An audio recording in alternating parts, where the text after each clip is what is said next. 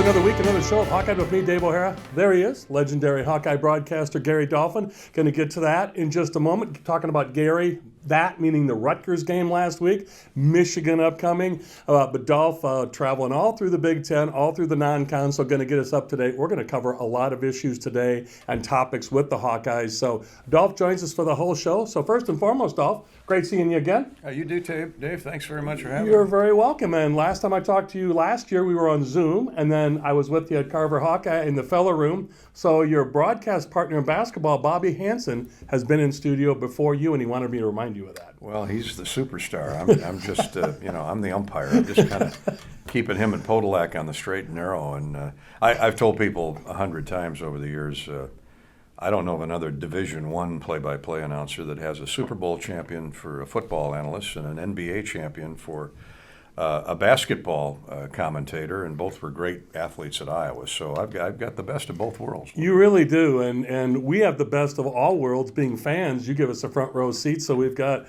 you, long time, and Gary, 25 plus years. Every year I talk to you, it adds on, and you've joined me throughout the years, been kind enough to join me on my various radio shows, and now this venture into year 3 with Hawkeye, the TV show.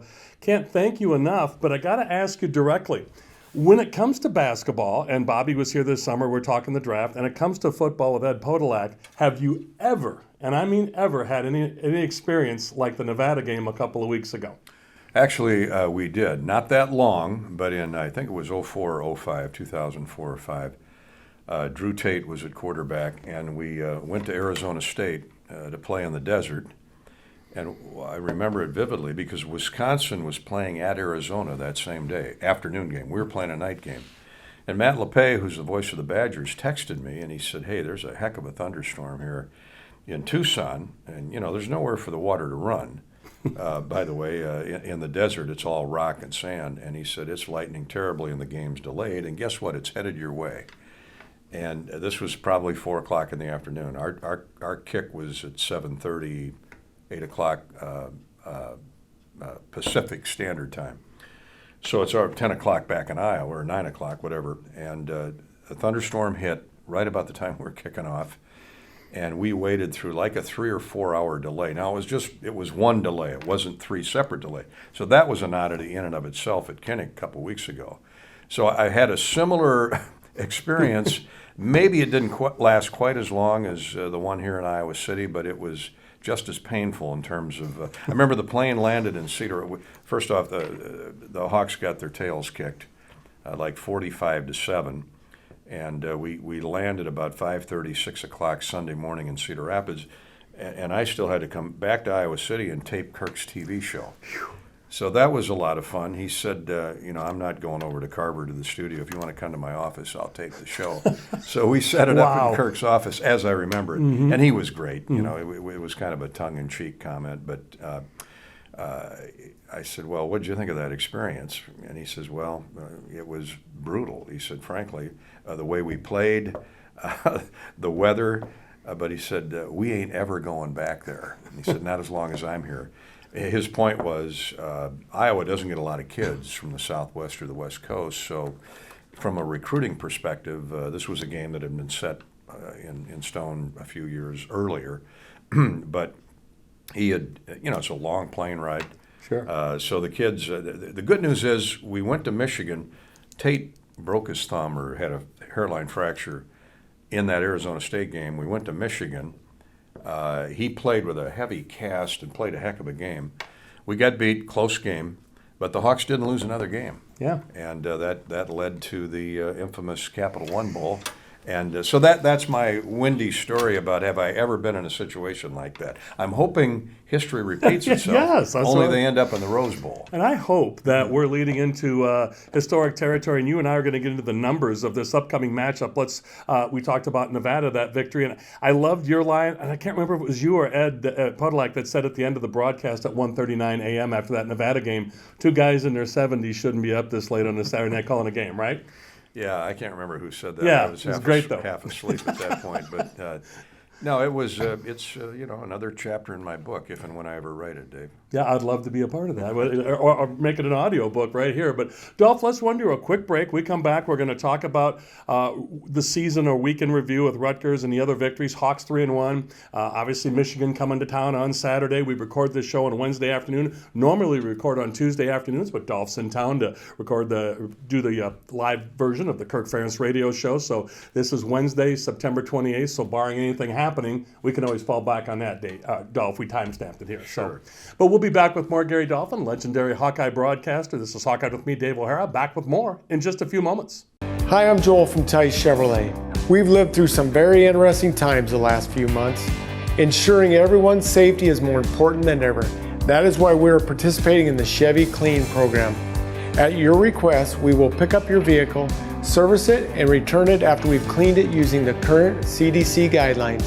This is just another way to work towards exceeding your expectations. So give us a call and let us show you what it means to be part of the Tice Automotive family. Who do you trust to produce the best yield? A seat company that's chasing technology or a seat company that's writing a book on it? Merschman Seeds is a leader in technology. We're independent and family owned. Our sister company, MS Technologies, provides access to world-class traits and genetics. And our starting line seed treatment is second to none. Who can you trust with your yields? Merschman Seeds, your friend in the field. Welcome back to Hawkeye with me, Dave O'Hara. There he is, Gary Dolphin, longtime legendary Iowa Hawkeye broadcaster, and Dolph, football, basketball. Bobby Hansen, as you mentioned, in basketball, former Hawkeye great, NBA champion. Ed Podolak, world champion with the Chiefs. Fantastic quarterback at Iowa, running back with the Chiefs. So, Dolph, we've got a lot of history. We're talking about your broadcast partners. You've been 25 plus years in the booth with the Hawkeyes. This Saturday, another one of those games at Kinnick Stadium. You know, last year, unfortunately, was a thud with Purdue, and I don't want to bring that up. But this year, the Hawkeyes aren't ranked. And, Dolph, we look at all the numbers and all the stats we're hearing from national pundits, local pundits. Of course, it's the Saturday game of the week on Fox National TV, 11:05 kick. Big noon kickoff show going to be in town in Iowa City like it was last year. This show will be Urban Meyer in Bob Stoops' chair, but the same cast of Merriman broadcasting that pregame show. But, Dolph, you know, Hawks' last 6 games against the top 5 AP team in Kinnick, they're 5-1. We go back to 2016. Keith Duncan's been on the show a couple of times and talked about big kicks. That Michigan game being won, 14-13 victory. The one stat, because Dolph, as you and I both know, none of those players were here playing in 16 or, if they redshirted, what have you, they're all, some of the coaches are still here. Jim Harbaugh, this stat came out to me last night on ESPN via Scott Van Pelt, SVP. Jim Harbaugh is 0 for everything at Kinnick Stadium his whole coaching and playing career. How about that one? Yeah, I don't know how many games that is. Maybe 2 or 3, but 6, 2 as a player or 5, and 3 as a coach. I believe that's okay. right. That's more than I thought because and Jim grew up across the street from Kinnick Stadium. Yeah. Or he didn't grow up, but he was there the first few years of his life because his dad, who I knew, Jack Harbaugh, was a secondary coach for Frank Lauterbur and Bob Cummings. And, of course, John, his brother, is the head coach of the Ravens. So the Harbaugh family is certainly well in tune with – I mean, Iowa City would look different to them now with the way explosion of growth in North Liberty and Coralville. But back to the game, I remember that number 1 versus number 2 game in 1985, and Jim was a starting quarterback for Michigan, or the quarterback at Michigan. I can't remember if he started or not. So he's got a real flavor and a flair for understanding what Kinnick Stadium is. You know, unlike most stadiums that were built in the roaring 20s and 30s, they didn't put a track. They didn't put a 6-lane or an 8-lane track around the playing field at Kinnick. And because I get asked a lot, why is it so loud at Kinnick? I said, well, because you're right on top of the field. And that's going to be required again. That kind of noise level is going to be required again on Saturday. I think for the Hawks to win, because there's no question the players feed off the adrenaline, the emotion that the Kinnick crowd creates. And I think that's had a lot to do with why Iowa's won 5 of these 6 games, 1-score games, whatever. If I remember correctly, the only one they lost was Penn State completing a pass to the back of the end zone on the game's final play because they needed a touchdown to beat Iowa by 2 or something like that.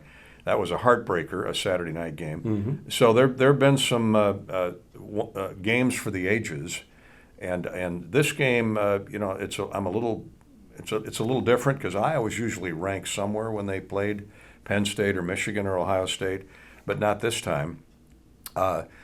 Michigan, I'm not sure that they're the fourth best team in the country, but as Kirk Ferentz likes to say, who cares about ratings in September? Iowa historically has gotten better every Saturday in September, and they can hit the ground running in October. Well, guess what? Tomorrow is October 1st.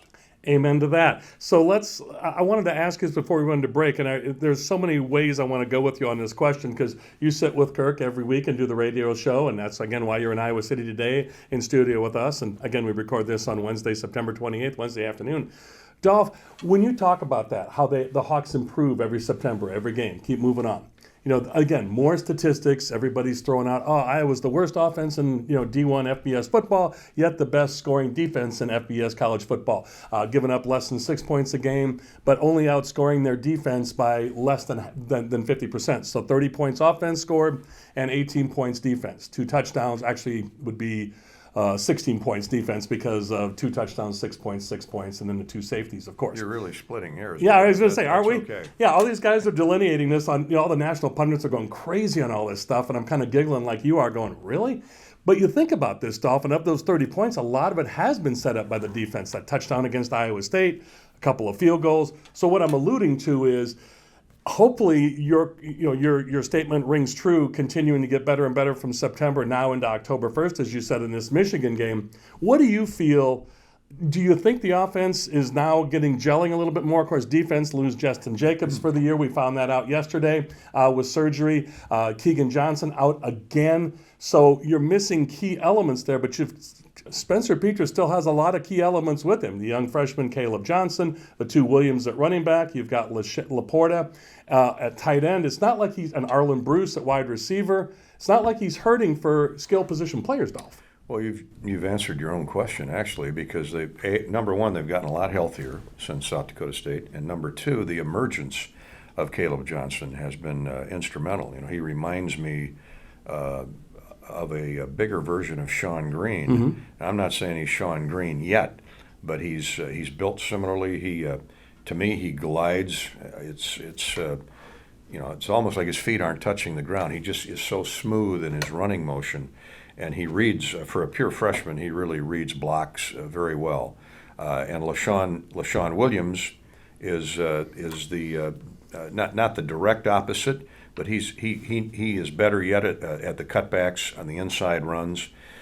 He isn't. I don't think he's quite as fast as Caleb. Maybe he is. I don't know what their times are on the 40.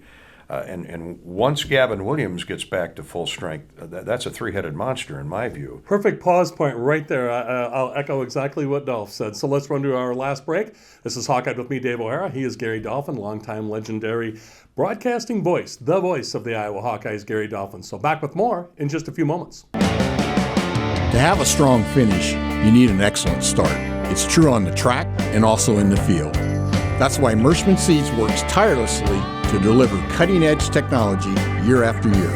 Introducing Starting Line, Merschman Seeds' latest advancement in seed treatment, now providing added protection from white mold and sudden death syndrome all season. Ask for Starting Line seed treatment from Merschman Seeds, your friend in the field. Hi, I'm Joel from Tice Automotive Family. We are living through some of the most interesting and challenging times many of us have ever seen. Knowing who you can rely on is more important than ever. Many of us turn to our families to get us through, and the same holds true here. From our fair, upfront pricing to exceptional service after the sale, we truly want to exceed your expectations. So give us a call or stop by and let us show you what it means to be part of the Tice Automotive family. Make next harvest your best harvest with Merschman Seeds. First, our connection to MS Technologies makes us an industry leader for Enlist E3 soybean genetics. Second, Starting Line seed treatment, our most advanced seed treatment, comes standard with added protection against both sudden death syndrome and white mold. Third, upgrade with Saltro and Trunemco for maximum protection against sudden death syndrome and soybean cyst nematodes. There's only one leader in soybean technology, Merschman Seeds, your friend in the field. Welcome back to Hawkeye with me, Dave O'Hara. There he is, Gary Dolphin, the voice of the Iowa Hawkeyes, 25 plus years. Dolph, you hit a couple of key points going into this last break, and I want to come out of this break talking about two guys you're replacing this week. Speaking of replacing and next man up, James Vandenberg and James Morris. Of course, Vandy, the former quarterback, and James Morris, the former linebacker. Both have said exactly what you said when James Vandenberg said to me on the air and off the air. Offensive line. That's exactly where I was alluding to when you said you answered your own question, Dave, which is got all the skill position players, but the line needs to work into it. And you mentioned all the key changes. And the one thing James Vandenberg said that I know you and I have discussed off the air in the past, Vandy said, I remember young in their career, Brandon Sheriff and Austin Blythe. I took a lot of lumps for those guys. Now, they're both in the NFL, and they're both great. He just said, Dave, young offensive linemen, it takes time. Not that that's an excuse. And James Morris said exactly what you said about Jack Campbell. He said, Dave, I promise you, there's no way in the world, especially under, James Morris was there when Norm Parker was getting out of the program, obviously because of health reasons, and Phil was stepping in. And James Morris said exactly what you said that Jack Campbell said. Dave, I promise you, nobody's walking around that locker room saying it's Spencer Petras' fault. It's the offense's fault. It's all one cohesive unit. And again, you and I have talked about this off the air, Dolph. I love the closeness of this team. And now you take a look at some of the key players that you mentioned on the defensive side without Justin Jacobs. But hey, there's a young, very interesting how the young star from Odebolt, Arthur, I heard your post-game interview with him, Cooper DeJean, yeah. O-A-B-C-I-G. And so he went through the alphabet soup of that school name, right? He rattled them off and never missed a beat. So he plays like he talks. Yes. He can back it up. Yeah, he's, I think I mentioned he's a budding Tim Dwight on defense. Yes, and he's not Tim Dwight, and he'll admit that, but he was a superstar in high school. Tim Dwight, of course, played at City High, which is a much larger plant than Odebolt, Arthur, BC. Battle Creek, Ida Grove. You got it. Cooper can say it faster. I mean, that Willie Mays basket catch he made last week, I'm still in awe over that. And then he immediately pirouettes and does a drag route from sideline to sideline across the field, dodging tacklers. I mean, he's Jack Armstrong, the All-American boy. Many of the people in the audience are too young to know what that means. Google it. Jack Armstrong was a Spider-Man of today, back in the 30s and 40s in these B movies, and always came to the rescue. I guess is where I'm going with this. And Cooper reminds me a lot of that versatile, multiple position. You can tell he played a lot of sports in high school. He's Dallas Clark did, Tim Dwight did, ran track. So this kid, if he stays healthy, has got an incredible future in front of him. And you put him in the back end with Kayvon and with Riley Moss. Riley's just quietly had another All-American start to by the way, this season, and then because they're missing Terry Roberts, who was really the X factor, I think. But Sebastian Castro came in there Saturday night. That's a former high school quarterback, and he literally separated the receiver from the football that Kayvon picked up and raced it. So they're getting contributions from all over the place. And Justin Jacobs was a budding star, ready to break out and have that great kind of year like Dane Belton had last year, and then got hurt. And it's real sad to see that he won't be back this year. But they've got depth at linebacker with Higgins, and then Cooper can jump in there and play.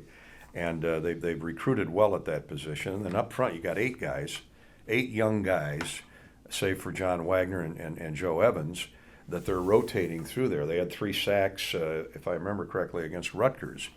So this defense, it's a 3-phase defense, and they're all contributing. And hopefully the offense will be that way too here when they're all healthy and on the same page. Yeah, you're exactly right. And you take a look at keys from all over the place, Dolph, with Torrey Taylor getting another. He's becoming the Caitlin Clark of Big Ten Player of the Week honors. Torrey Taylor, another special teams award. Of course, Caitlin won multiple in the Big Ten women's season. But also defense, you just mentioned his name, Kayvon Merriweather, co-defensive player of the week. Lucas Van Ness the week before, blocked 2 punts. Contributions from all over the place, Dolph, and that's what I love when you mention this about the closeness of this team and how contributions from all over the map. Well, Torrey Taylor, he's Iowa's version of Crocodile Dundee, and he pulls out that 4-foot Bowie knife, and which is his right leg, and he chops it down the field. That thing, one punt Saturday, Rutgers, Greg Schiano had to be shaking his head like most coaches when they play Iowa. It's like the football put its left blinker on. It took a direct left turn at the 3 and And it's if DeJean and whoever else was back there knew it was going to go out of bounds. But they're already at the goal line waiting to, shortstop. Well, that's where Terry Roberts comes into play. He and DeJean were always downing those punts inside him. Yeah. So, Dolph, time is fleeting so quickly. I knew it would with you. Let's get to Saturday in the last minute and a half here. Where do you see Saturday going? Hawks, again, we record this on Wednesday afternoon, September 28th.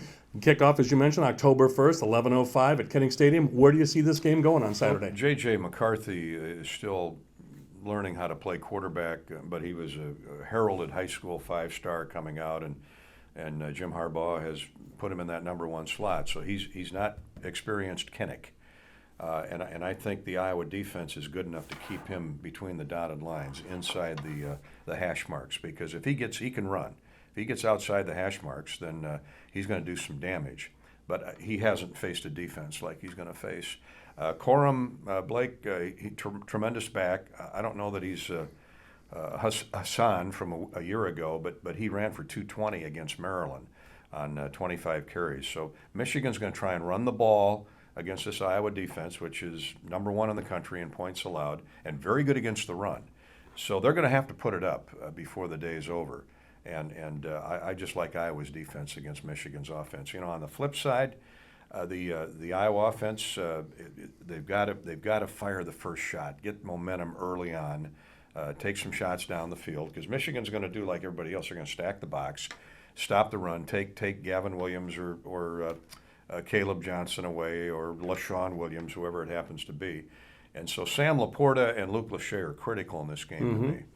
So do you see a low scoring? I see Iowa's got to score 20 points, or do you have a number in mind when you said they got to get the first shot? What are your thoughts? Well, I do see I don't know that 20-17 is a low scoring game, but if you go back and look at the one-score games of top 5 ranked teams have come to Kinnick, you're going to see 21-17, 17-14, 14-13. I like something between 15 and 20 points. I agree with you. So the under, I think that Vegas put it at 42 or 42.5, depending on your book. Michigan favored at 10.5. I agree with you. I think the Hawks win like a 2017 type thing. You nailed it. The other stat I was going to throw out there, all these crazy numbers everybody's throwing at us. Every one of those 6 games that we talked about, Iowa winning 5 of those 6 at Kinnick Stadium since 2008 against AP top 5 ranked teams, has all been a one-score margin of victory. I'd take 7-3 with no touchdowns if that's what it takes. When you said that earlier, I was going to say, all these folks complaining about the lack of Iowa offense, would you not take a 12-0 or now 11-1 regular season? Well, I mean, I'd love 50 points, well, sure. but I'll take 7-3.